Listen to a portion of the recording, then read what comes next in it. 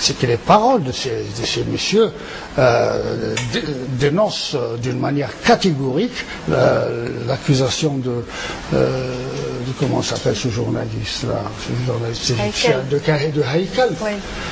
Puisqu'ils considèrent qu'ils sont dans une guerre totale et que dans cette dynamique, ils ne pouvaient que arrêter et priver la révolution algérienne de ses dirigeants. Alors quelles ont été les réactions internationales à ce que vous appelez cet acte de piraterie? Ben, ça a été une nouvelle bouclier formidable. Oui. D'abord au Maroc. Ce qui était important du point de vue politique, du point de vue diplomatique, c'est la réaction très ferme, aussi bien du roi Mohammed V que du prince héritier qui ont dénoncé. Et on ne peut pas ne pas quand même citer le fait que le roi Mohammed V a proposé de donner son fils en échange de la libération des hôtes qu'il avait reçus. Donc le roi Mohammed V avait proposé de vous échanger vous cinq contre son fils, donc vous étiez vous emprisonné à Alger, et de faire l'échange avec son fils. Ah, tout à fait, mais je crois que ce qui est important, la déclaration très forte du roi a eu quand même un retentissement formidable du point de vue de l'opinion et surtout du point de vue de la façon dont les Américains et les autres conçoivent. Parce que de tout temps, ils ont protesté contre la solution guerrière du problème algérien. Alors voilà. Sur l'impact international, on va regarder justement ce que dit Christian Pineau, le ministre français des Affaires étrangères de l'époque. Oui. Qu'est-ce qu'il y avait de si grave dans cette opération?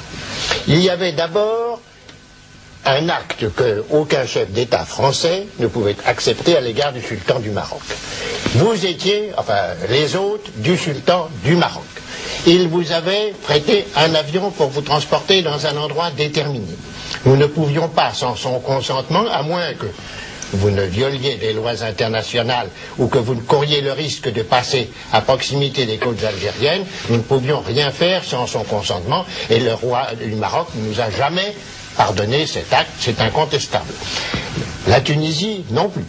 Bon, nous avons donc perdu de ce côté-là un certain nombre d'espoirs et nous avons mécontenté l'opinion internationale.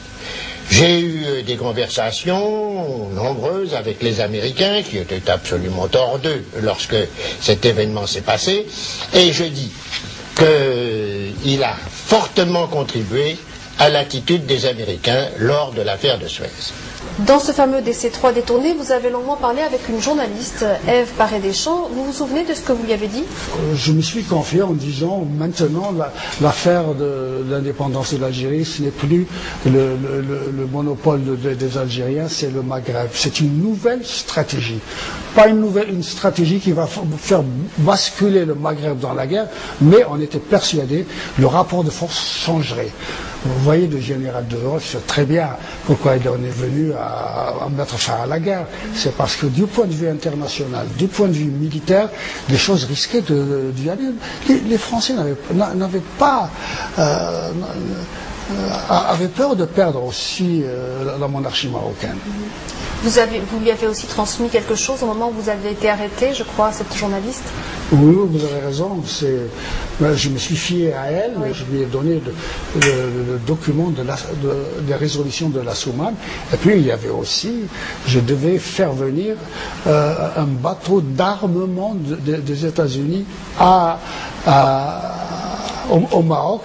Et c'est le prince héritier, Moulay Hassan, auquel je me suis adressé, qui m'a dit, je vous donne la licence, je vous autorise à faire ça. Alors cette fois, c'est vous qu'on va retrouver, c'était donc en 1982, dans cette émission Les dossiers de l'écran. Le Maroc n'était pas du tout, n'est-ce pas, mêlé à cette affaire. Que le SDEC et des contacts à titre personnel, mais je crois qu'on ne peut pas douter de la bonne foi de Sa Majesté. Ceci dit, je pense que le SDEC n'avait pas besoin de complicité à l'échelon politique. Le SDEC s'était implanté non seulement au Maroc, mais en Tunisie et au Caire. Ce qu'on oublie dans la tentative de nous dérouter, c'est le fait que de tout temps, le SDEC, c'est-à-dire l'armée, a visé à décapiter la rébellion. de tout temps, la cible a été les leaders.